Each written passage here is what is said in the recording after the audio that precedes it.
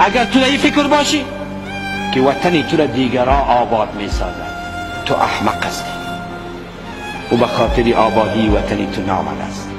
اگر او به خاطر آبادی وطنی تو آمده باشد و به خاطر تأمین صلح در وطنی تو، او احمق است، ولی هرگز او این کار نمی کند. کسی که منافع ملی خود فدای منافع ملی دیگران می کند، او خائن است. او هرگز منافع خود فدای منافع ما خود نمی کند.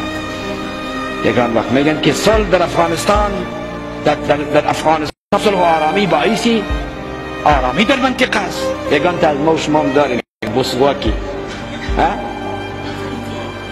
محلل سیاسی باز برای چیز تلویزیون در اونجا در صفحه نوشتن کارشناس سیاسی.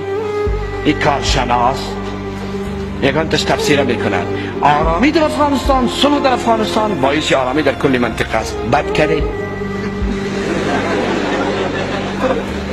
اصلا در افغانستان چی معنی؟ ما باید از خود تکنولوژی داشته باشم، از خود قوی مسلح قوی داشته باشم، از خود کارخانه داشته باشم، از خود دواسازی داشته باشم، از خود شفاخانه پیشرفته داشته باشم، از خود پوهنتون پیشرفته داشته باشم، از خود برق داشته باشم، از خود راه داشته باشم، از خود زراعت قوی داشته باشم، پشتیبانی اقتصادی قوی داشته باشم، روابط بین المللی و سیاست مستقل داشته باشم. در صورتی که این باشه تو نان پوسیدگی تا از رای ترخم به ما روان میگه فار اونلی افغانستان. چی میگه؟ اونلی فار افغانستان یا فار اکسپورت. در پاکستان کسی از این دوای استعمال نکنه که تحفه به افغانستان است. 15 تابلت میخوری، یک وقتی بود که یک دسپرین میخوردی سردرد گم میشد، ولی 15 تاشو که میخوری هیچ تأثیری نداره. چرا؟ مواد اصلا در وجود نداره. ما وقتی که از خود دواسازی داشته باشم، این شیر اکسپایر شدگی تسری میتونی که تو چند تجارت بکنی.